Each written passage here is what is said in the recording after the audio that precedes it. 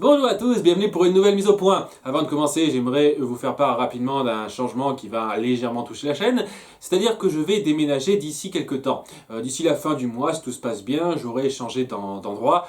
Et malgré le fait que ça risque de me poser problème pour travailler pendant une semaine ou deux, je devrais avoir suffisamment d'avance pour continuer de vous procurer des sorties régulièrement.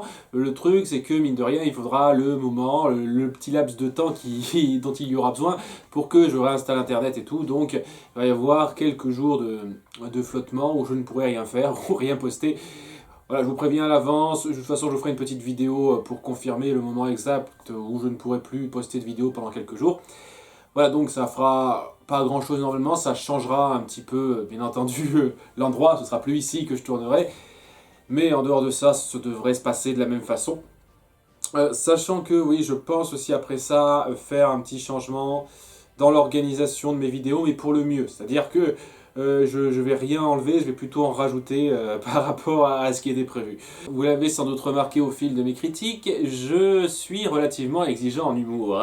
Je trouve très sincèrement que l'humour n'est pas quelque chose qu'il faut toujours prendre à la légère. Je sais que ça peut paraître bizarre dit comme ça, mais voilà, beaucoup de gens, beaucoup de films partent du principe que comme les zygomatiques sont les muscles les plus sensibles du corps, et ben dès lors que on sort une connerie comme ça sans y réfléchir, ben ça fera sans doute sourire une grande partie des gens, et puis voilà, pas de problème. Je suis pour l'humour de qualité, et je vous cache pas que ça m'exaspère de voir sans arrêt des films à l'humour très bateau, très basique, par chercher faire des records au box-office. Parce que voilà, c'est pas de l'humour recherché, donc il n'y a pas à réfléchir.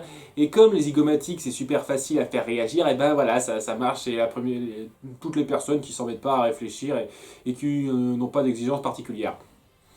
Voilà, je pourrais passer beaucoup de temps à parler de l'humour en règle générale, et c'est pour ça que je me suis dit, on va plutôt décomposer ça par genre d'humour, parce qu'il y a beaucoup de genres d'humour dont on peut parler. Et pour commencer, on va parler d'un humour qu'on a eu l'occasion de voir il n'y a pas très longtemps, l'humour dit stupide. Par ce terme-là, je veux parler de l'humour qui repose sur le fait que un personnage est stupide. Voilà, et pas fut-fut, fait le con, et pour certaines raisons, et c'est une des formes d'humour qu'on voit assez régulièrement, qu'on a vu dans pas mal de mes critiques. Hein. Si vous avez suivi mes Herculogues, vous voyez qu'il y a beaucoup de fois où on a droit à ça. Si vous avez regardé Dingo et Max 2 et la série Dingo et Max, vous vous rendez compte sans doute que je suis pas fan de ça. Qu'on soit bien d'accord.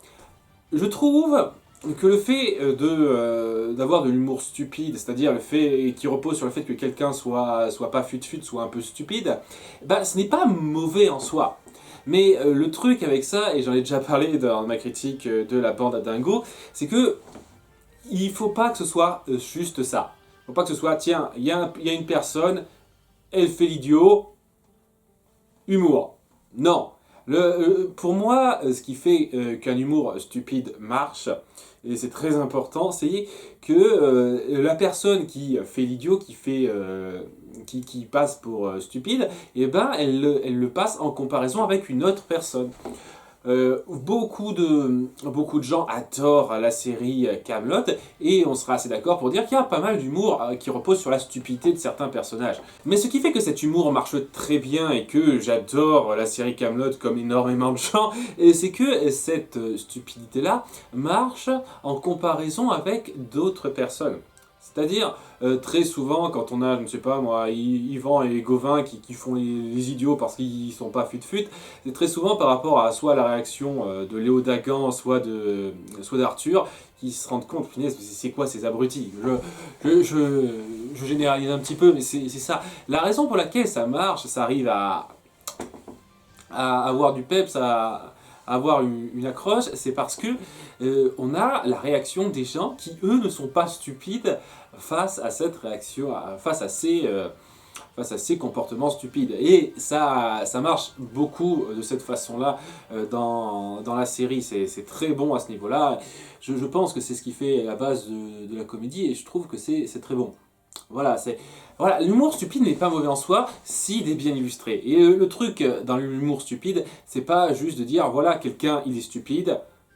Point. Non, voilà, quelqu'un il est stupide et il y a d'autres personnes, soit qui en pâtissent, soit qui en profitent. Dans Bip Bip et Coyote et dans des tonnes d'autres cartoons des Looney Tunes, un truc qui marche beaucoup, c'est qu'on a souvent le poursuivant et le poursuivi, et le poursuivi se montre toujours plus malin que le poursuivant. Ça peut être Elmer et Bugs Bunny, ça peut être donc Coyote et Bip Bip, et des tas d'autres trucs, Sylvestre, Titi, etc. Vous prenez des tonnes de duos, il y en a des tonnes comme ça. Et ce qui marche énormément là-dedans, c'est que c'est toujours le fait que le poursuivi, le héros, arrive à se montrer plus malin que le poursuivant et à faire passer le poursuivant pour un idiot. Et voilà, et ce qui marche là-dedans, c'est que, au départ, c'est que quelqu'un se montre malin. C'est ça qui est intéressant.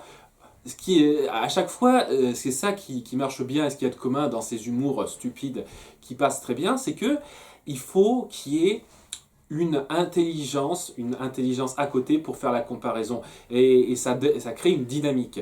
Le stupide en soi, je suis désolé, ce n'est pas drôle. Je le pense très sincèrement. Vous montrez quelqu'un être stupide et vous n'allez pas plus loin que ça, c'est juste stupide. J'ai donné des exemples à plusieurs reprises dans les critiques de la série Hercule. Tingo et Max, punaise, ça repose à fond là-dessus. Il y a personne pour rattraper l'autre.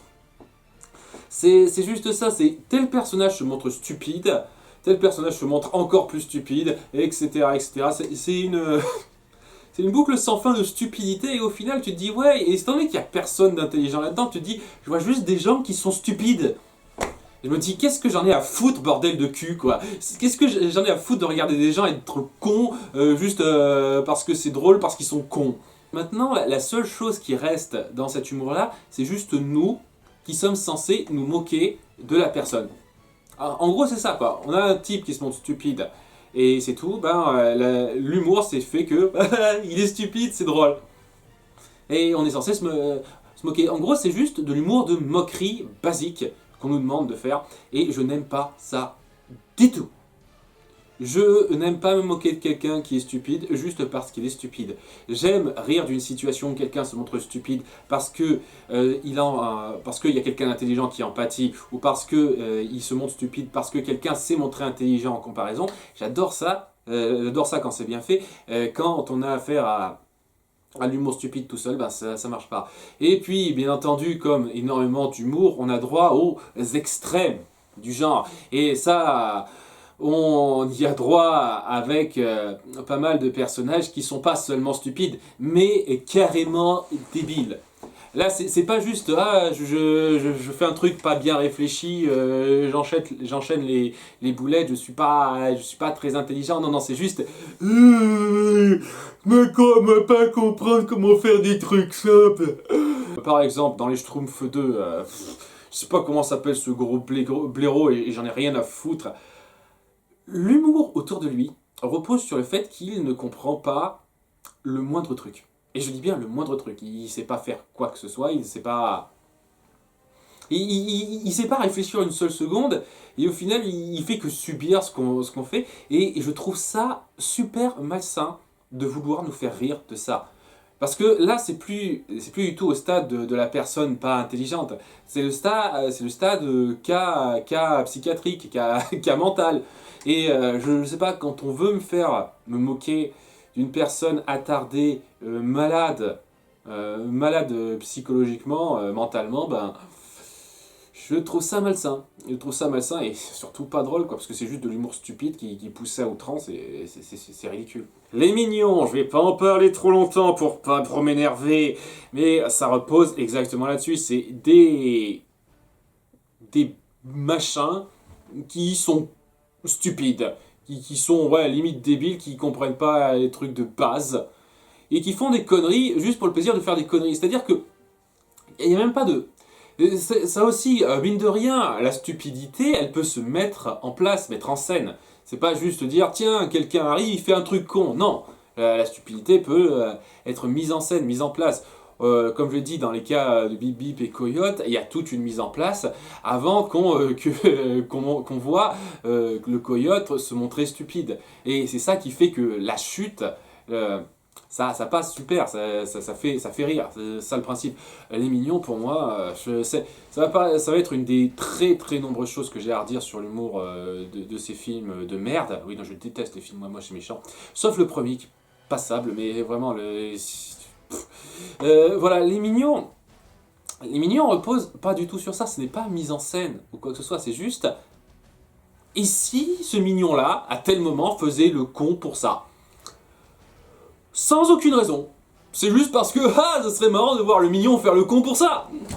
Et non, non, c'est débile, c'est juste débile. Et je hais ça, je hais cet humour. Je hais cet humour poussé à l'extrême qui est super mal géré. L'humour qui repose sur le fait que quelqu'un se montre débile en soi, c'est très mauvais. Je veux dire, et je pense sincèrement, y a personne, à ma connaissance, aucun personnage qui a réussi à rendre ça correct. Vraiment, hein, à rendre ça passable. Je veux dire, même dans Kaamelott, il y a un personnage, c'est le frère je sais plus, de Caradoc. Ouais, le frère de Caradoc qui s'appelle Cadog. Oh, j'ai jamais trouvé drôle ce type. Non, sincèrement, je l'ai jamais trouvé drôle. Pour moi, c'était un des rares faux pas de la série, c'est-à-dire, vas-y que tiens, on montre des personnages qui sont stupides en soi. Voilà, on joue sur cette stupidité de très bonne façon. Et puis tout d'un coup, on se dit tiens, on va aller encore plus loin, montrer quelqu'un qui est encore plus con qu'eux. Et ben ouais, au final, on a juste droit à un débile mental qui dit des trucs de débile mental. Et c'est drôle. Bon, ok, ça joue un petit peu sur la réaction des autres, ok, mais même là, quoi, il y a un moment donné, quoi, où la stupidité doit avoir une certaine crédibilité, je trouve. Et là, c'est juste, tiens, comme par hasard, quelqu'un est débile mental, et on se dit, ouais, pourquoi, à quoi ça sert? Je suis sûr qu'il y a des gens qui le trouvent drôle. Moi, non, je le supporte pas, quoi, ce type. C'est un des très rares faux pas de la série, pour moi. Donc, et, et voilà, je pourrais vous citer des tonnes d'autres exemples de personnages débiles qui sont pas drôles, qui alourdissent le film au moment où ils apparaissent. Le truc avec ça, c'est qu'il y a pas mal de moments où on peut mettre des personnages qui ont des problèmes de débilité mentale, même si c'est pas le bon terme. Excusez-moi hein, si c'est pas le terme le plus approprié, le plus politiquement correct. Voilà, on peut jouer là-dessus et montrer à quel point la vie peut être difficile pour eux. Mais quand on ne fait que jouer sur le côté stupide et rigolo de la chose, ben je suis désolé, pour moi ça le fait pas. Ça le fait vraiment pas.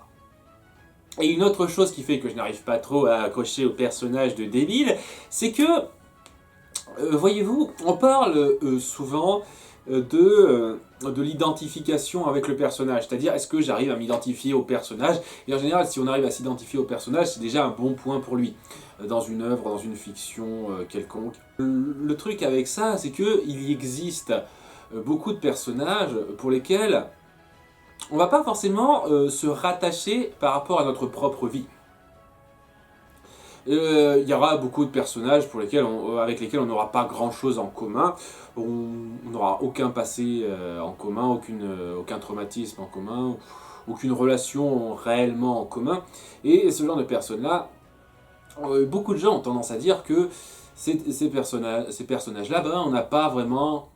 On n'arrive pas trop à s'y identifier, parce que voilà, c'est totalement l'opposé de ce qu'on pense, de ce qu'on a vécu, de comment on ressent les choses. Et malgré tout, tout à fait personnellement, et bien même quand un personnage est comme ça, j'essaye vraiment de m'identifier à lui. Et des fois, quand j'y arrive, ça peut être très bon. Le principe de la chose, c'est que oui, il existe des personnages auprès desquels on peut se rattacher, mais complètement. C'est-à-dire que voilà, il vit quelque chose qui me parle personnellement à un niveau très fort, donc punaise, je m'identifie 100% à lui. Des fois, c'est pas trop le cas, mais j'aime bien prendre cet effort d'essayer de me mettre dans la peau du personnage, de n'importe quel personnage qu'une histoire essaye de mettre en avant. J'essaye toujours de faire cet effort de me mettre dans la peau du personnage, essayer de comprendre un petit peu ses choix, la façon dont il évolue, dont il ressent les choses. Et je pense que c'est la raison pour laquelle que la première chose que j'apprécie dans une œuvre de narration, dans une œuvre narrative, bah, ce sont les personnages. Les personnages, c'est vraiment la chose centrale qui me permet d'avoir de nouvelles expériences, d'expérimenter de nouveaux points de vue qui peuvent être très intéressants. On peut parler d'énormément de personnages envers lesquels je n'aurai aucun véritable rapprochement. Par exemple, de personnages que j'adore, Kira de Death Note, parce ça fait un petit moment qu'on parle de Death Note, pourquoi ne pas continuer. Kira de Death Note, Light Yagami. Ce personnage, j'aurais du mal à me rattacher à grand chose chez lui. En termes d'idéologie peut-être, je vous le cache pas, mais en termes de mentalité, en termes de choix, non.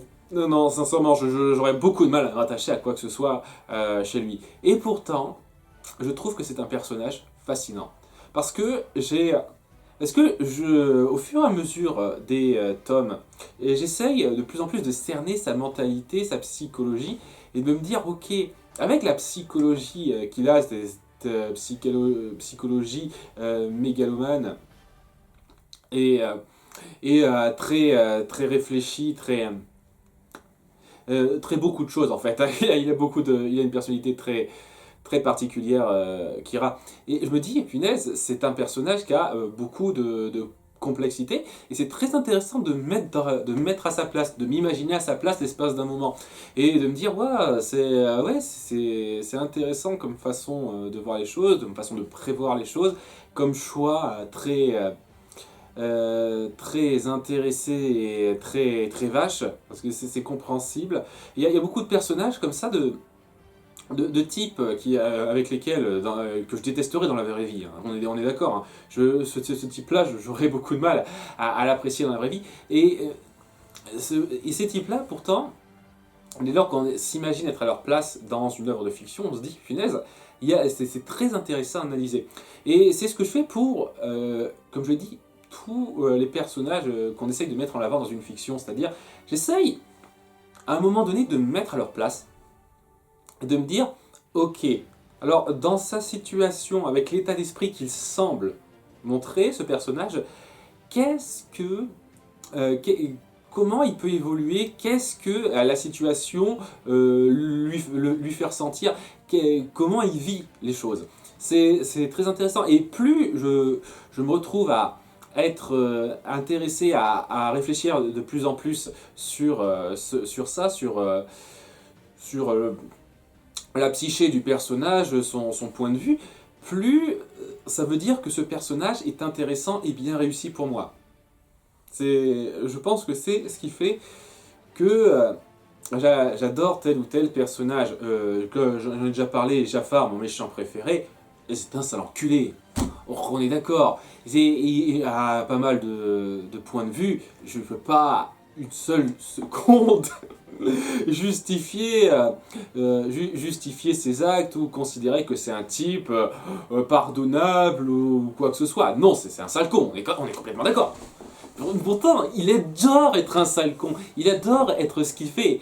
Et dès lors que je me mets à sa place, je me dis, hurrah, c'est genre de personnage à nouveau très égocentrique, ce genre de très égocentrique et mégalomane, qui a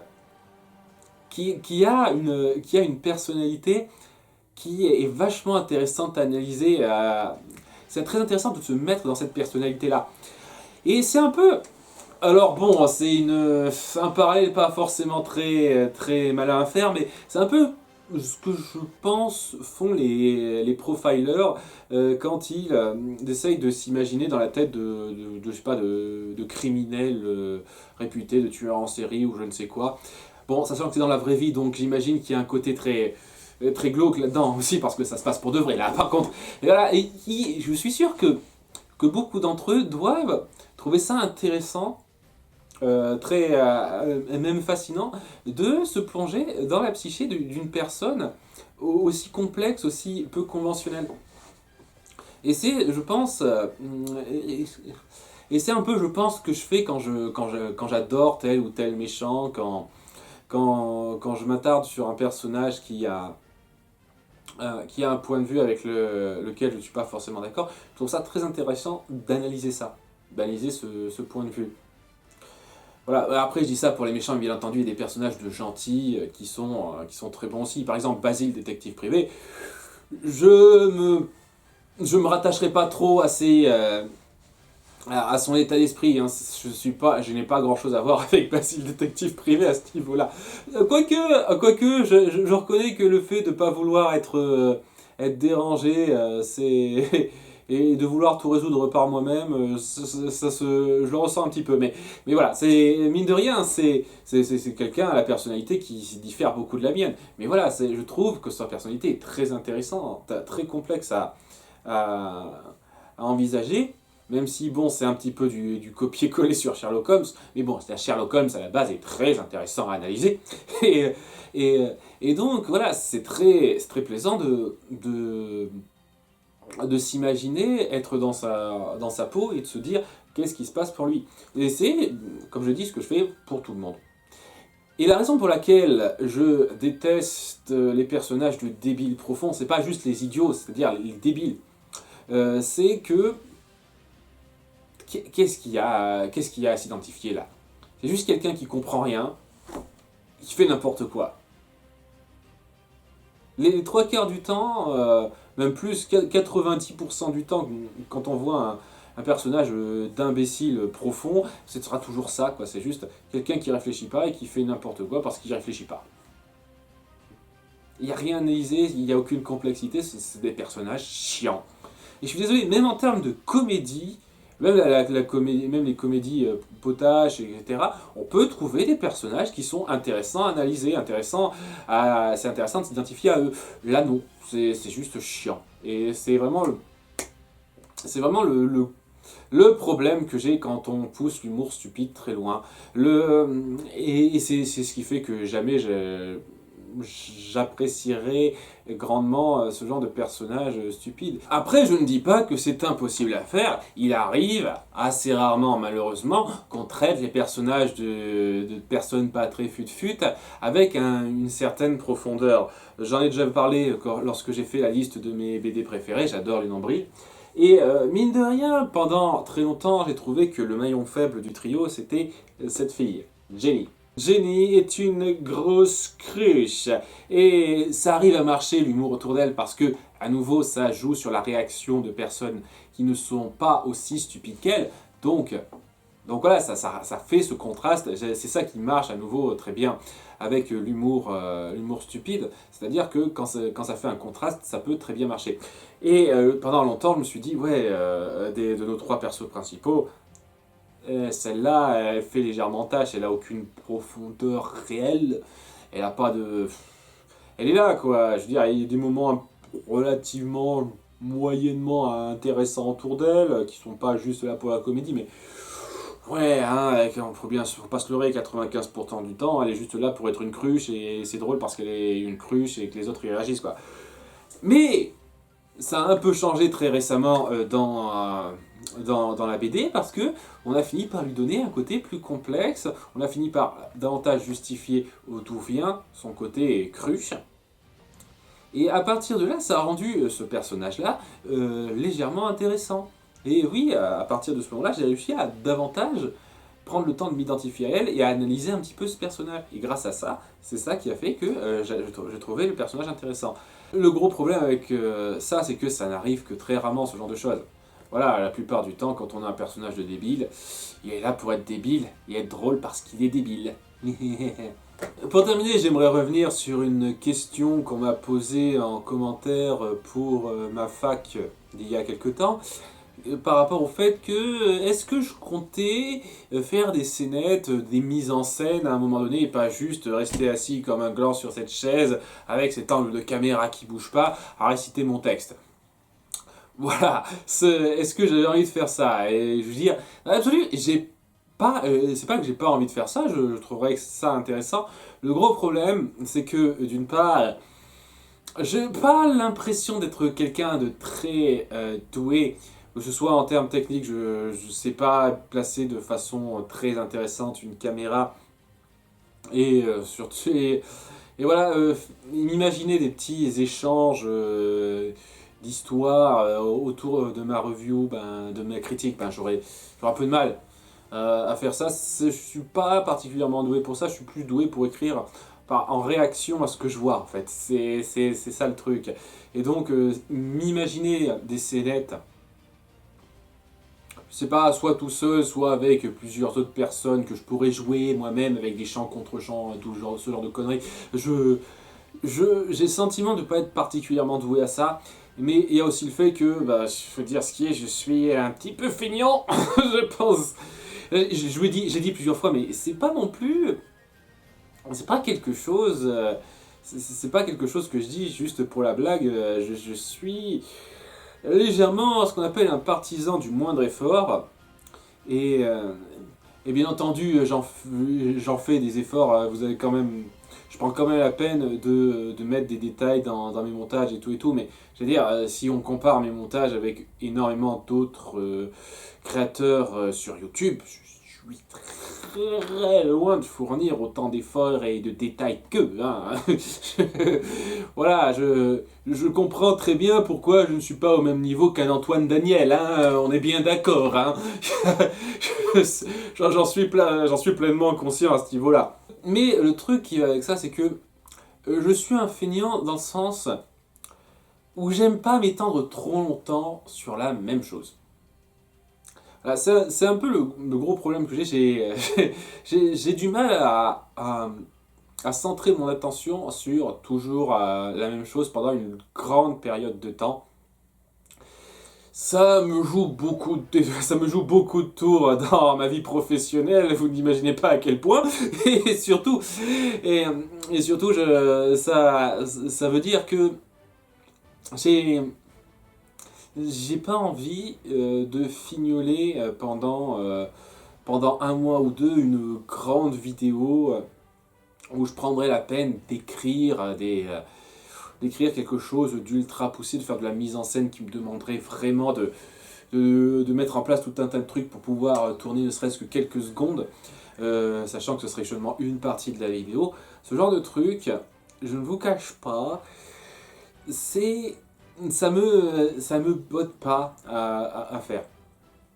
Ça vient de moi, hein, nous sommes d'accord. Hein, allez pas croire une seule seconde que je défends cette position-là, mais c'est ma mentalité. Je n'arrive pas à passer des plombs et des plombes sur un seul petit truc.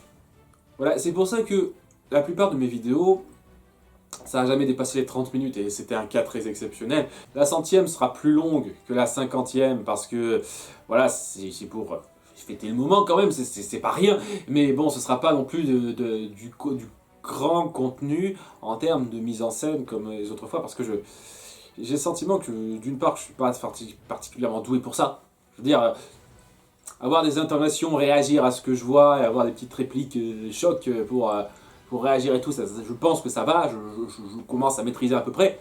Mais voilà, mettre en scène des trucs où je prendrais vraiment le temps de mettre en place un scénario, etc., je pense que j'aurais pas le courage, j'arriverais pas à mettre l'effort de faire ça. Parce que voilà, je pense pas que je pense pas que je serais pris là-dedans jusqu'au bout. Voilà, j'aime bien boucler un projet, pas trop, sans prendre trop de temps. Voilà, j'ai fait des traductions du Nostalgia Critique, pour ceux qui m'ont suivi avant ça, sur le forum des fans du Nostalgia Critique. J'ai une autre chaîne là-dessus, si ça vous fait plaisir.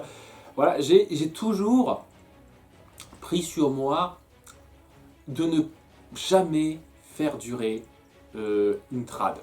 C'est-à-dire que si à un moment donné je veux arrêter une trad, ou si à un moment donné il y a une trad, j'en ai marre, je le dis.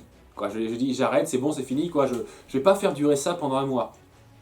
Voilà, soit là, cette trad, j'arrive à la traduire vite et c'est bon, elle est prête pour le moment où je compte la sortir, et soit j'arrête au bout d'un moment et puis merde. Peut-être que je m'y remettrai peut-être que je m'y remets en me mettant un coup de pied aux fesses, mais sinon, voilà, c'est ce genre de choses. J'aime bien faire les choses vite. J'aime bien ne pas m'étendre trop longtemps sur un projet. Et c'est pour ça que oui, je vous fais des Disneyfiles toutes les semaines maintenant, depuis un certain temps. Et j'espère pouvoir garder ça comme ça, garder ce rythme régulier.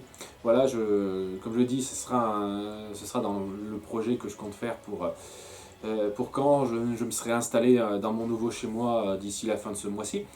Et, et mine de rien, je trouve que ce rythme correspond bien.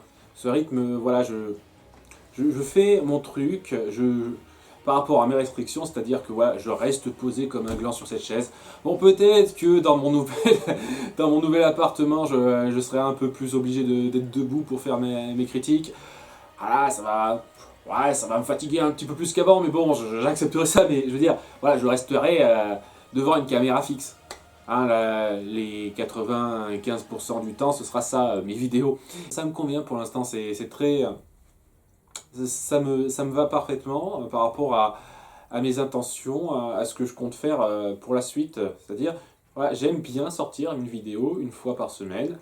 Maintenant, le plus important pour moi, c'est de trouver un bon texte à écrire et de savoir l'interpréter correctement devant la caméra, en étant assis, restant assis comme un con. Et plus j'y arrive, mieux c'est, plus j'arrive à un tout petit peu mieux peaufiner mon texte, à le dire de façon beaucoup plus fluide, plus lisse, plus tac au tac, ça passe bien. Là, je suis content de moi. Pour l'instant, j'ai envie de partir là-dessus. J'ai pas envie de m'essayer à ça. Parce que ben voilà, je suis paresseux et j'ai le sentiment que je ne serais pas forcément doué pour ça. Peut-être qu'un de ces quatre. Pas dans l'immédiat. C'est pour ça que j'admire beaucoup les gens qui arrivent à faire ça. Je veux dire, Nostalgia Critique fait pas mal de scénettes qui des fois sont pas géniales, mais des fois sont très bonnes, bien senties, bien recherchées.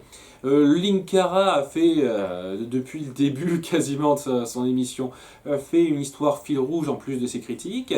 Il y a énormément de critiques sur le net qui se contentent pas de dire tiens voilà cette vidéo je la critique, ce truc je le critique et puis rien d'autre.